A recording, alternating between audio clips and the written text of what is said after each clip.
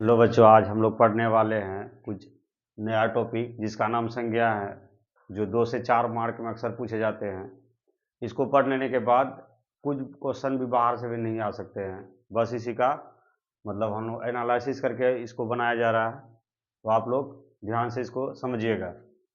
संज्ञा, तो संज्ञा संज्ञा किसे कहते हैं? ये तो कोई भी जानता है कि खास व्यक्ति, वस्तु, स्थान का नाम जो आएगा उसी को हम लोग संज्ञा कहें। किसी खास व्यक्ति, वस्तु, स्थान के नामों को संज्ञा के नाम से जानते हैं। किसी खास व्यक्ति, वस्तु, स्थान के नामों को संज्ञा कहते हैं। तो संज्ञा जो होते हैं, ये होते कितने प्रकार के? संज्ञा टोटल 5 प्रकार के होते हैं। संज्ञा कितने प्रकार के? 5। अब हम लोग बारी बारी से प्रत्येक पांचों संज्ञा के बारे में जानते हैं। पहला होता है व्यक्तिवाचक, दूसरा जातिवाचक, तीसरा भाववाचक, चौथा समूहवाचक, पांचवा द्रव्यवाचक।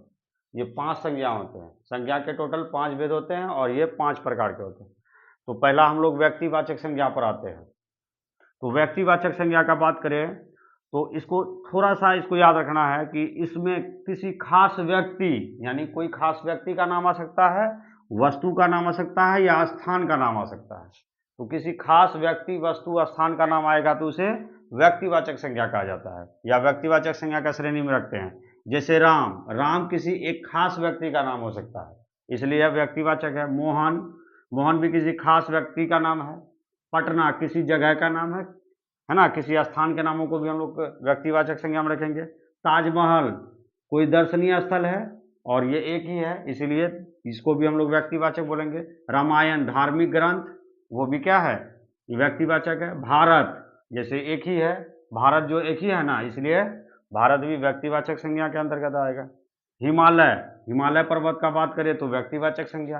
गंगा, गंगा का अगर बात करें तो गंगा भी एक ही नाम है, तो गंगा भी व्यक्तिवाचक है। पटना, पटना भी किसी खास स्थान का नाम है, इसलिए व्यक्तिवाचक संज्ञा के अंतर्गत आता है। तो व्यक्तिवाचक संज्ञा का सीधा याद रखेंगे कि किसी व्यक्ति या वस्तु या स्थान का नाम जहाँ है, खास स्थान का नाम, तो उसे हम लोग व्यक्तिवाचक संज्ञा कहते हैं। अब हम लोग सेकंड पे आते हैं, जातिवाचक संज्ञा। तो जातिवाचक संज्ञा का ट्रिक है, इसमें पूरी जाति का बोध होता है, मतलब जाति का, जहाँ पूरी जाति का बोध होगा उसे हम लोग जातिवाचक संज्ञा कहेंगे। तो जाति का बोध का हम लोग देख लेते हैं। जैसे माता, माता से पूरा माता जाति का बोध हो सकता है। पिता, पिता का अगर बात करें तो पूरा पिता जाति का बोध आता है इसमें। गाय, गाय का अगर बात करें तो पूरा गाय माता का जाति का बोध आता है। घोड़ा का बात करें तो पूरा घोड़ा जाति का बोध आता है। आदमी का अगर बात करें तो पूरा आदमी जाति का बोध होगा। औरत का बात करें तो पूरा औरत जाति का बोध आता है। तो इसलिए हम लोग जातिवाचक संज्ञा में याद रखेंगे, इसमें पूरी जाति का बोध आएगा। ठीक, अब अगला तीसरा में हम लोग चलते हैं। तीसरा में हम लोग जाएंगे तो इसमें भाववाचक संज्ञा, ये बहुत ही सिंपल तरीके से इसको समझ सकते हैं और भाववाचक से बहुत सारे प्रश्न आते हैं। यहाँ देखते हैं भाववाचक, इसका ट्रिक को हम लोग याद रखें। इसमें गुण का बोध आएगा, धर्म का बोध आएगा और स्वभाव। जहाँ जिस जिस संज्ञा में हम लोग को गुण का बोध आए, धर्म का बोध आए और स्वभाव का बोध आए, उसे हम लोग भाववाचक संज्ञा कहते हैं। तो भाववाचक संज्ञा में और भी इसका ट्रिक है, जैसे कि जिस संज्ञा का लास्ट में आई आ जाए, ता आ जाए, तो आ जाए, वट आ जाए, हट आ जाए, पन आ जाए, पा आ जाए, ये सभी प्रत्यय अगर लगा हुआ रहता है तो हम लोग उसे निश्चित तौर पर भाववाचक संज्ञा बोल सकते हैं। तो भाववाचक संज्ञा के अंतर्गत या ई प्रत्यय लगा रह सकता है या तो गुण धर्म स्वभाव का बोध आएगा। चलिए इसको एग्जाम्पल के माध्यम से समझते हैं। जैसे कि बुढ़ापा, बुढ़ापा, बुढ़ापा मतलब एक अवस्था है। अवस्था को जब हम लोग जानेंगे तो अवस्था में हम लोग बुढ़ापा जो है एक सबसे लास्ट अवस्था का बोध है, इसलिए बुढ़ापा एक भाव दिखा रहा है। चतुराई, चतुराई ये हम लोग का बुद्धिमानी को दिखा रहा है, तो ये योग्यता है, इसलिए चतुराई भी भाववाचक संज्ञा का उदाहरण है। मिठास का बात करें, ये भी भाव का बोध करा रहा है, इसलिए मिठास भी भाववाचक संज्ञा। मित्रता का बात करें तो ये भी भाव है।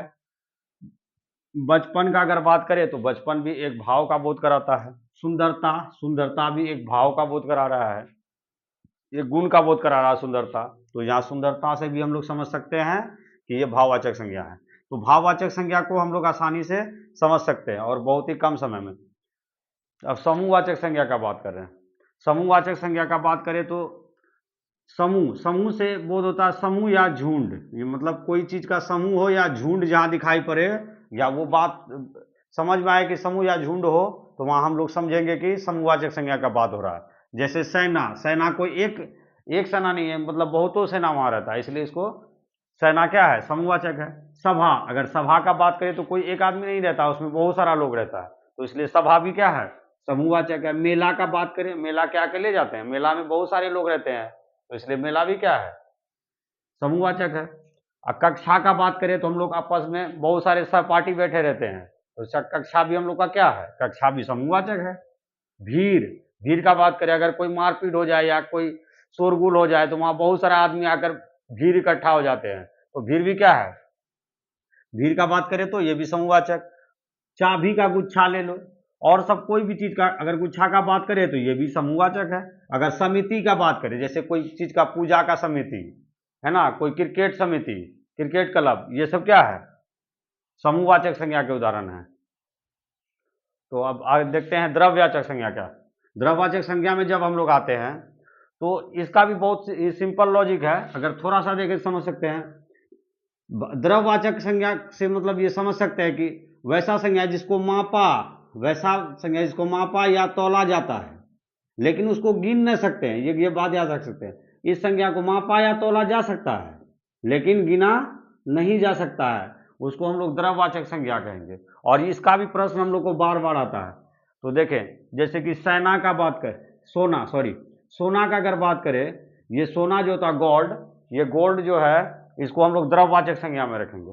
अगर चांदी का बात करें तो चांदी को हम लोग माप या तौल सकते हैं, लेकिन इसको गिन नहीं सकते हैं, तो चांदी जो सिल्वर है ये भी हम लोग का द्रव्यवाचक संज्ञा है। तेल का बात करें, तेल को भी हम लोग माप या तौल सकते हैं, गिन नहीं सकते हैं, इसलिए ये भी क्या है, द्रव्यवाचक है। घी का बात करें ये भी द्रव्यवाचक है। पानी का बात करें ये भी द्रव्यवाचक है। आटा का बात करें ये भी द्रव्यवाचक है। उम्मीद करता हूं दोस्तों आप सभी को ये वीडियो पसंद आया होगा, और इसके थोड़ा मतलब स्किप करके नहीं देखिएगा, अगर फुल वीडियो देखेगा तो पूरी समझ में आएगा, और इसको बार बार रिवाइज करने से आपको जरूर समझ में आएगा। Thank you.